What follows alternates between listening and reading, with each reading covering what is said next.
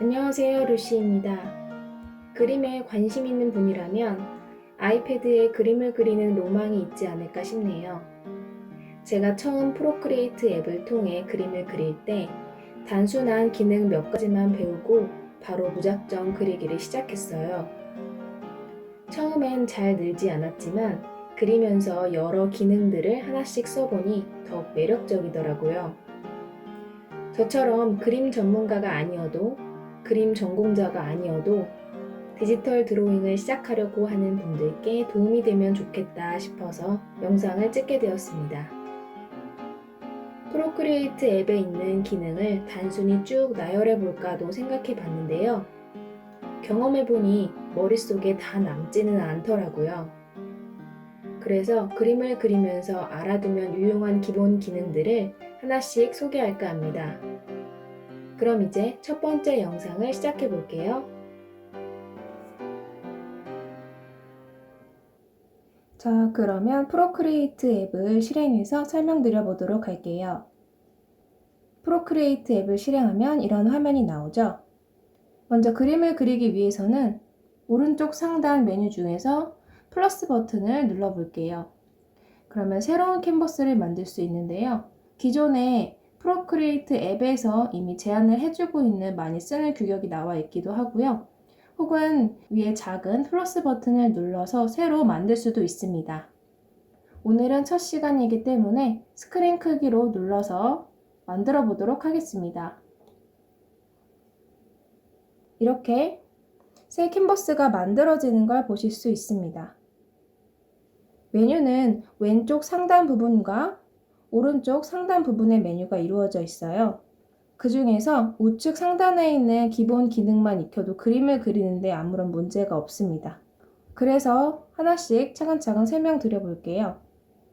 먼저 파란색 불이 들어와 있는 붓 모양이 있는데요. 이건 브러쉬라고 해요. 브러쉬 탭을 눌러보시면은 다양한 종류의 브러쉬를 선택하실 수가 있습니다.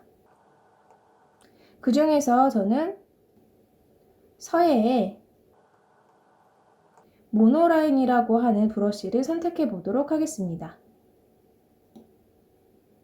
브러쉬를 선택했으면 이제 색상을 선택을 해야 되는데요. 우측 가장 구석에 있는 동그라미 모양을 클릭을 해보시면 색상이라고 하는 부분이 나와요. 색상은 디스크, 클래식, 하모니, 값, 팔레트 형식으로 원하는 형태에서 색상을 고를 수가 있습니다. 디스크 같은 경우는 바깥 원에서 먼저 원하는 색상을 고르고요. 세부적으로 안에서 원하는 색을 고르시면 됩니다. 클래식 같은 경우는 사각형 안에서 원하는 색상을 고르실 수가 있어요. 원하는 색상을 선택을 하시면 아래에 디테일한 색상이 자동으로 움직이는 걸 보실 수가 있습니다. 하모니 같은 경우는 보색, 보색 분할, 유사, 삼합, 사합 이런 식으로 어떤 색상을 제안을 해주는 건데요. 저는 지금 유사로 되어 있기 때문에 제가 선택한 색상과 가장 비슷한 잘 어울리는 그런 색상을 제안을 해주고 있는 거예요. 이런 기능을 활용하실 수도 있고 값 부분은 HSB, RGB, 16진값 이런 식으로 숫자로 직접 컬러를 선택을 할 수가 있는데요. 이 부분은 전공자나 많이 써보신 분이 아니고서는 직접 입력할 수 있는 분들은 많지 않을 거예요. 그래서 이런 기능이 있다 하고 넘어가 주시면 됩니다. 팔레트 같은 경우는 기본적으로 만들어져 있는 팔레트가 있고요. 플러스 버튼을 통해서 새로운 팔레트를 생성을 하실 수가 있습니다. 그렇게 해서 제목도 새로 만들 수가 있고요. 저는 제목 없음으로 되어 있는데 이 부분을 예를 들어 원하는 색상을 하나 선택을 해서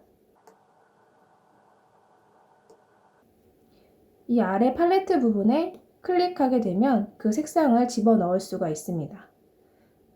다시 삭제하고 싶은 경우는 꾹 누르고 있으면 삭제 버튼이 뜨게 돼요. 그래서 삭제 버튼을 눌러주면 없앨 수가 있습니다. 이런 식으로 나만의 팔레트를 만들 수가 있어요.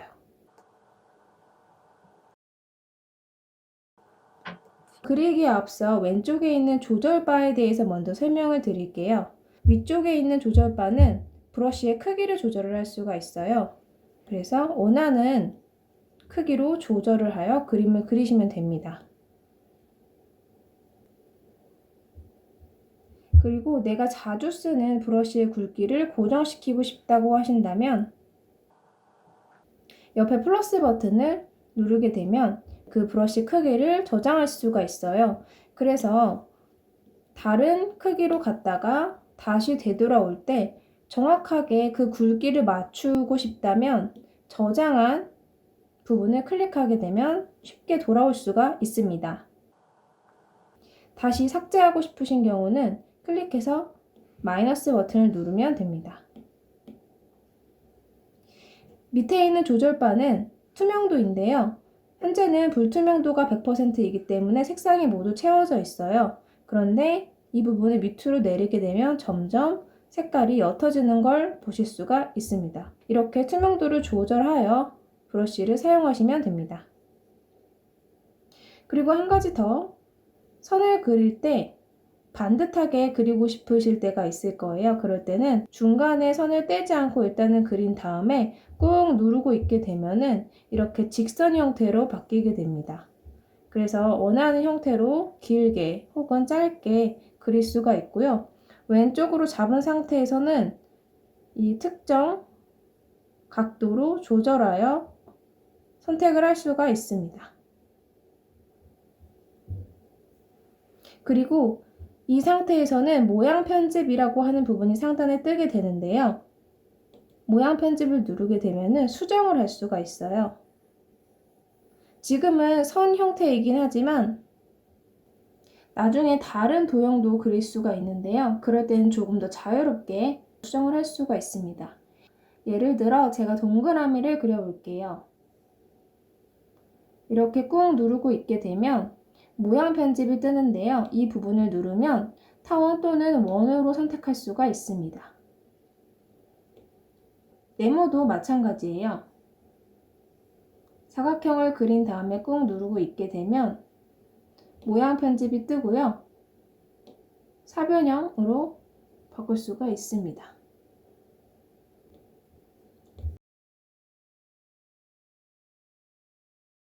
꾹 눌러주시면 됩니다. 모양 편집에 들어가서 삼각형 형태로 바꿀 수가 있습니다. 이번에는 옆에 있는 손가락 모양에 대해서 설명드릴게요. 이건 문지르기라고 하는 기능인데요. 클릭을 해보시면 동일하게 브러쉬를 선택을 할 수가 있어요. 이번에는 제가 페인팅에서 구아슈 브러쉬를 선택하도록 하겠습니다. 먼저 브러쉬의 크기를 원하는 형태로 조절을 해준 다음에요. 문지르기 기능은 경계 부분을 문질러 주는 거예요. 그래서 제가 이런 식으로 힘을 줘서 문지르게 되면 점점 경계 부분이 희미해지는 걸 보실 수가 있죠. 그래서 어떤 그림을 그린 다음에 그 경계 부분을 이렇게 흐릿하게 만들고 싶으실 때 혹은 섞이게 만들고 싶으실 때 이런 문지르기 기능을 쓸 수 있습니다. 그 다음 지우개 부분인데요. 지우개 하면 머릿속에 단단한 지우개만 떠올릴 수가 있는데 클릭을 해보시면 지우개도 역시 굉장히 다양한 브러쉬 형태로 지울 수가 있어요. 원하는 브러쉬를 선택해서 지우시면 됩니다. 그런데 저 같은 경우는 지울 때 정말 깔끔하게 지워야 하는 경우가 좀 많아서 저는 에어 브러쉬에서 주로 하드 에어 브러쉬를 많이 사용하는 편이에요. 그래서 지우개를 선택한 다음에 이런 식으로 크기를 조절하여 지우시면 됩니다. 그런데 지워야 하는 부분이 애매할 수가 있잖아요. 그럴 때는 실행 취소라고 하는 기능을 통해서 손쉽게 지울 수가 있어요. 예를 들어 브러쉬를 통해 실수로 이런 그림을 잘못 그렸다고 가정했을 때 조절바에서 하단부를 보면 화살표가 두 가지가 있는데요. 그 중에 위쪽 그림, 즉 왼쪽으로 화살표를 가리키고 있는 되돌리기 모양을 한번 누르게 되면 방금 제가 그렸던 부분이 사라지게 됩니다. 그리고 다시 재실행하고 싶으실 경우는 그 밑에 오른쪽 방향으로 되어 있는 화살표를 눌러주시면 재실행이 돼요. 그래서 이렇게 가볍게 방금 잘못 그린 부분을 쉽게 삭제하고 다시 실행할 수가 있습니다. 그런데 이것마저도 펜슬을 가지고 왔다 갔다 하는 게 불편할 수가 있잖아요. 그럴 때는 제스처를 통해서 손쉽게 실행 취소를 할 수가 있는데요. 손가락 2개를 가지고 동시에 화면에 터치를 해볼게요. 그러면 방금 그렸던 그림이 사라지게 됩니다. 그러니까 실행 취소 기능이 되는 거예요. 그리고 손가락 3개로 다시 터치를 하게 되면 재실행을 할 수가 있습니다. 그래서 이렇게 그렸다가 바로 손가락 2개를 이용해서 지울 수가 있고 다시 손가락 3개를 통해서 살려낼 수가 있습니다. 그런데 이 전체의 그림을 모두 지우고 싶다라고 하면은 실행 취소를 여러 번 하는 것도 힘들 거예요. 이런 식으로. 혹은 지우개 크기를 아무리 크게 해서 이렇게 다 지운다고 해도 팔이 아프다고 느낄 수가 있을 거예요. 그럴 때도 제스처 기능을 쓸 수가 있는데요. 손가락 3개로 동시에 눌러서 왔다 갔다 하게 되면은 전체의 그림이 사라지게 됩니다. 지금까지 지우개 기능까지 알아봤고요. 다음은 레이어입니다. 처음 쓰시는 분들은 이 레이어 개념이 생소하게 느껴지실 수도 있을 거예요. 레이어 개념을 한번 알게 되면 그림을 그리는데 굉장히 수월해질 수 있기 때문에 이번에 그리면서 설명을 이어가 보도록 하겠습니다. 색깔을 먼저 선택을 해두고 브러쉬는 모노라인 그대로 사용하도록 하겠습니다. 브러쉬 같은 경우는 한번 누르면 이런 식으로 수정을 할 수 있는데요. 이 부분은 헷갈릴 수 있어서 나중에 수정하는 방법을 알려드리고 지금은 기존 브러쉬를 그대로 쓰도록 하겠습니다. 그리고 현재는 이 캔버스가 꽉 차 있는 느낌이지만 두 손가락을 통해서 이렇게 축소하거나 확대하거나 하실 수가 있어요. 그래서 그림을 그리면서 뭔가 비스듬히 그려야 하는 경우 몸을 돌리거나 이 아이패드를 돌리는 게 아니라 이 캔버스만 이런 식으로 돌려서 작업을 할 수가 있습니다. 그럼 이제 원하는 크기로 조절을 해서요. 그림을 그려볼게요. 저는 먼저 선인장을 그려볼게요.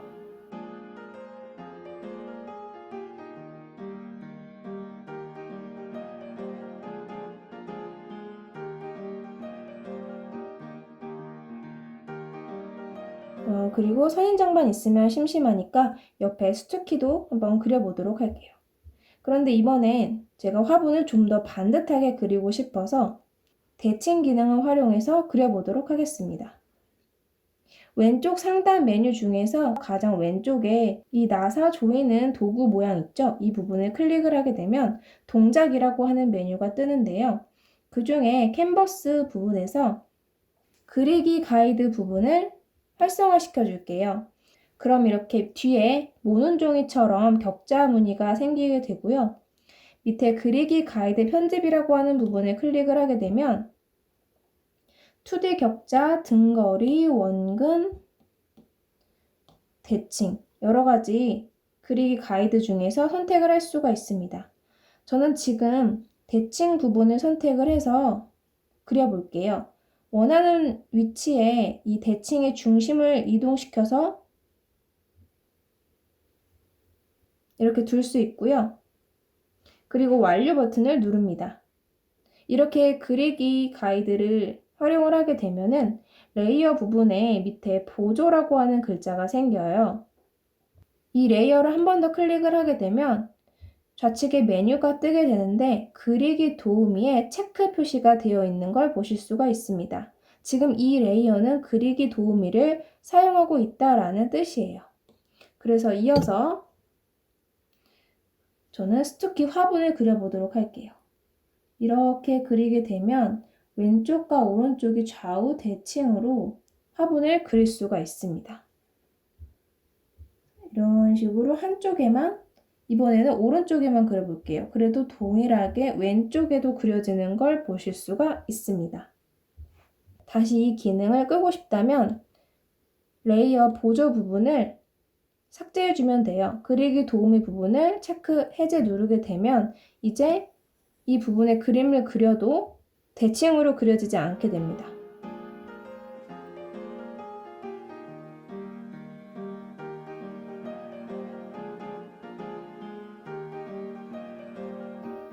제가 왼쪽에 식물을 그려서 오른쪽이 좀 허전하니까 시계를 그려보도록 할게요. 그런데 그냥 무턱대고 그리는 것보다는 뒤에 보조선이 있으면 좀 더 안정감 있게 여백을 확보하고 그릴 수 있을 것 같아요. 그래서 저는 주로 그리기 가이드 편집으로 가서 2D 격자 부분을 자주 활용을 하고 있습니다. 격자 크기를 조절을 할 수가 있는데요. 현재 86으로 되어 있는 부분을 이런 식으로 조절을 할 수가 있어요. 완료 버튼을 누릅니다. 그리고 레이어 하나를 더 추가해서 시계를 그리도록 할게요. 지금 레이어를 하나 더 추가했는데요. 도화지가 한 장이 깔려 있는데, 투명한 도화지가 한 장 깔려 있는데 그 위에 또 투명한 다른 도화지를 깔았다고 생각을 하시면 됩니다. 그래서 이렇게 시계를 그려볼게요. 모양 편집에 원 해놓고 레이어 하나를 더 추가해서 원을 또 그려보도록 하겠습니다. 원.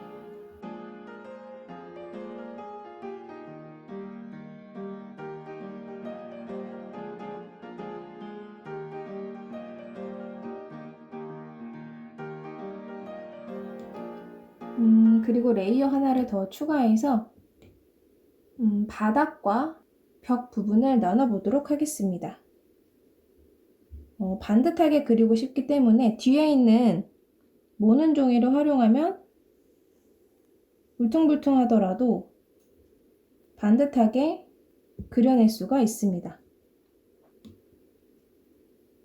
지금 이제 레이어 개념을 조금 더 구체적으로 설명을 드릴 건데요. 지금 선택된 레이어는 4번이에요. 레이어 4번에 선택이 되어 있는데 도화지를 투명한 도화지가 하나, 둘, 세 개, 네 개가 깔려 있다라고 보시면 됩니다. 이 레이어를 선택해서 이동할 수가 있는데요. 왼쪽 상단에 이 화살표 모양을 클릭을 하게 되면은 이 레이어에 그려진 그 이미지를 선택을 알아서 해주게 돼요. 그래서 제가 위치를 이런 식으로 올리거나 내리거나 혹은 축소하거나 늘리거나 할 수가 있습니다. 선택 툴을 통해서 선택을 했을 때는 균등뿐만 아니라 자유 형태, 왜곡, 뒤틀기 같은 그런 기능으로 그림을 마음껏 조정할 수가 있어요. 지금은 저는 위치만 바꿀 거라서 대략 이쯤 정도로 올리도록 하겠습니다. 이 바닥 그림을 그릴 때 제가 이 화분 뒤에다가 일부러 그리지 않고 새롭게 선으로 그렸는데요. 그 이유는 제가 수정을 편하게 하기 위해서 이런 식으로 작업을 해봤어요. 이제 색상을 한번 칠해 볼게요. 제가 선인장 색깔을 칠하기 위해서 색깔을 원하는 색으로 선택을 하도록 하겠습니다. 그 다음 보통 색칠을 한다고 하면 이렇게 색깔을 칠할 거라고 생각을 하시게 될 거예요. 브러쉬 크기가 너무 작으니까 좀 더 키워서 이렇게 칠하면 되겠지라고 생각할 수 있는데요. 근데 이렇게 칠하다가 삐져나갈 수도 있잖아요. 예를 들어서 이런 식으로 칠을 했다라고 했을 때 내가 그렸던 선이 사라진 걸 확인할 수가 있습니다. 그 이유는 이제 레이어 개념 때문인데요. 제가 색칠한 도화지는 레이어 4번이에요. 이 순서는 레이어의 순서는 가장 위에 있을수록 가장 앞에서 보여지게 되고요. 가장 밑으로 있을수록 제일 밑에 깔려서 가려지게 됩니다. 그래서 레이어 1을 꾹 눌러서 제일 위로 끌어오게 되면 다시 선이 나타나는 걸 볼 수가 있습니다. 가장 상단에 나와 있는 게 가장 먼저 보여지는구나를 이해하시면 됩니다. 그 다음에 색상을 어느 레이어에서 칠할지도 굉장히 중요한데요. 제가 지금 레이어 4번, 이 선이 있는, 이 바닥선이 있는 레이어에 색을 칠했어요. 지우고 다시 이 식물 그림이 있는 부분에다가 제가 색을 칠하게 되면 선인장의 그림이 모두 사라지게 됩니다. 이런 경우는 레이어를 분리해서 색을 칠하는 게 좀 더 낫습니다. 선인장 그림이 있는 곳에 색을 칠하려고 한다면 이런 식으로 조심조심 선을 피해서 조심조심 그려야 색을 칠해야 될 거예요. 그렇지 않으면 검정색 선이 모두 지워지게 됩니다. 그래서 색을 조금 쉽게 칠할 수 있는 방법을 알려드릴 건데요.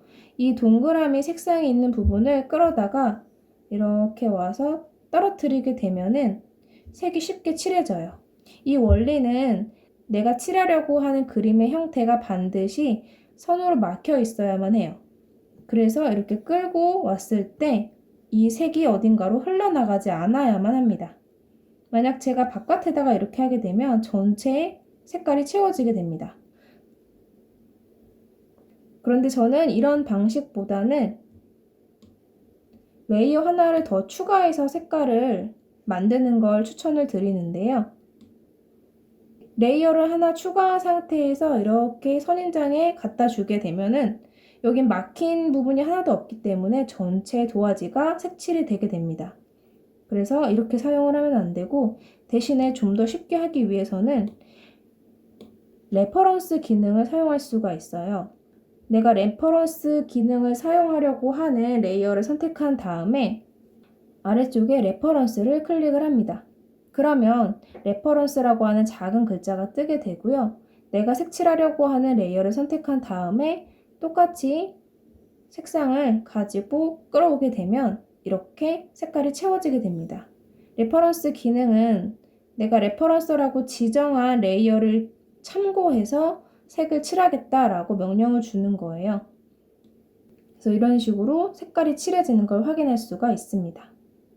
그런데 주의하셔야 하는 부분은 이 레퍼런스 기능을 다 쓴 다음에 이 부분을 다시 체크 해제하는 걸 깜빡하게 되면은 다음 색을 칠할 때 이 부분이 영향을 받는데요.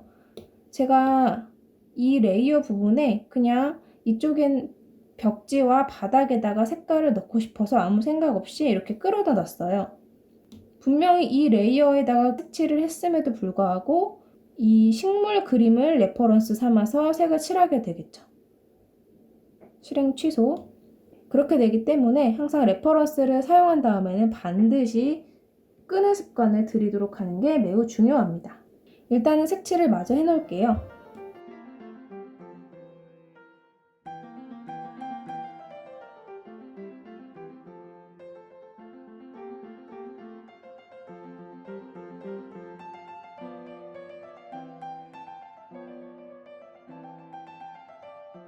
그 다음에 시계를 색칠할 건데요. 시계 레이어가 제가 레이어 2와 3으로 나눠 놨는데 그 이유는 제가 원을 그릴 때 이 첫 번째 원과 두 번째 원에 중심을 맞추기 위해서 따로따로 그렸던 거예요. 이 따로따로 그린 레이어를 합칠 수가 있는데요. 합칠 수 있는 방법은 한번 클릭을 한 다음에 아래 레이어와 병합을 누르게 되면 합쳐지고요. 다시 취소 또는 레이어 3과 레이어 2를 합칠 때 이 두 개의 레이어를 이렇게 꼬집어 주면 돼요. 이렇게 꼬집어 주게 되면 두 개가 아예 합쳐지게 됩니다. 그래서 같은 레이어 상에 존재하게 돼요. 이제 여기에 색상을 칠해 줄 건데요. 동일한 방법으로 색을 칠해 줄 거예요. 그래서 색을 칠하는 부분은 항상 테두리보다 아래쪽에 위치시킨 다음에 색상을 칠해 주시면 됩니다.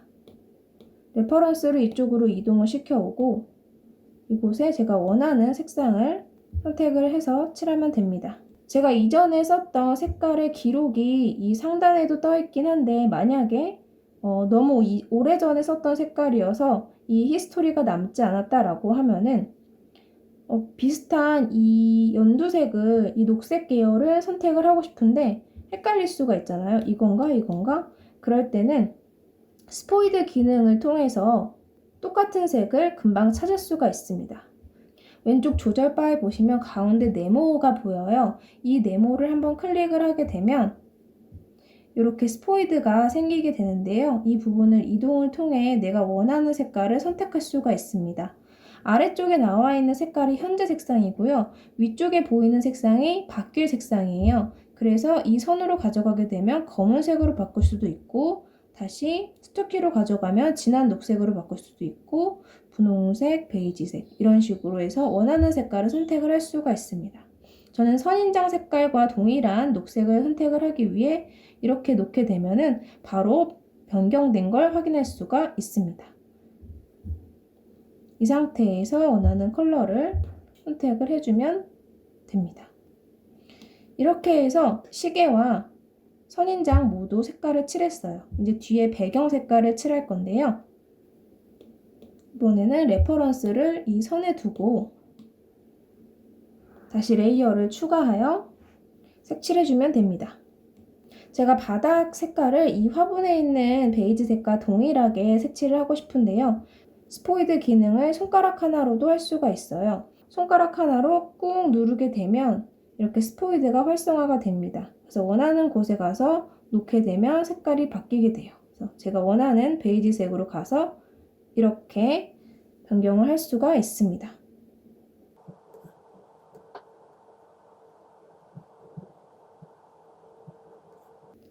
이렇게 배경을 모두 칠했는데요. 지금 보시면 순서가 굉장히 중요한 게 시계가 가장 밑에 깔려 있고 그 다음에 배경색, 그 다음에 식물 색깔이 들어가 있어요. 그러다 보니까 시계가 안 보이게 됩니다. 그래서 시계를 위로 올려주면 되겠죠.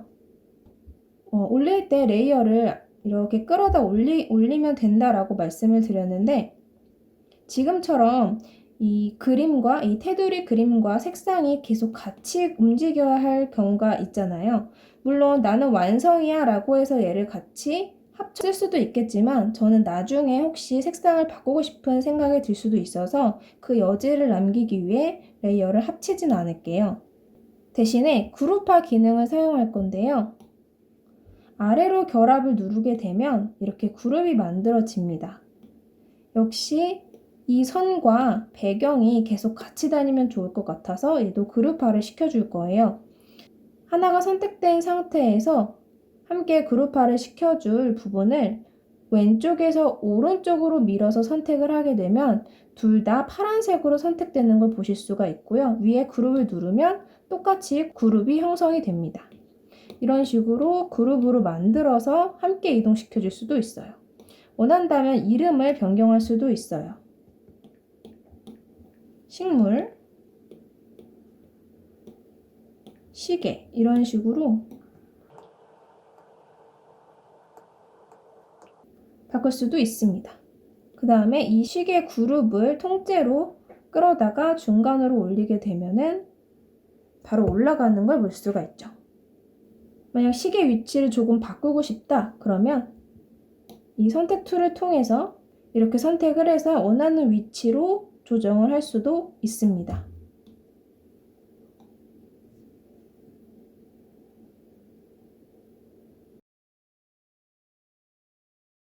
이렇게 오늘 그림을 완성해 봤어요. 지금 손가락 4개를 터치를 하면은 전체 화면으로 바꿀 수도 있습니다. 다시 돌아가려면 이 버튼을 누르시면 됩니다. 이렇게 오늘은 가장 기본적인 기능 위주로 배워보았습니다. 오늘 배운 기능만 알아도 그림을 그리는 데는 큰 문제가 없을 거예요. 이번 영상은 여기까지입니다. 그럼 나만의 그림체를 찾으시는 첫 걸음이 되었길 바랄게요.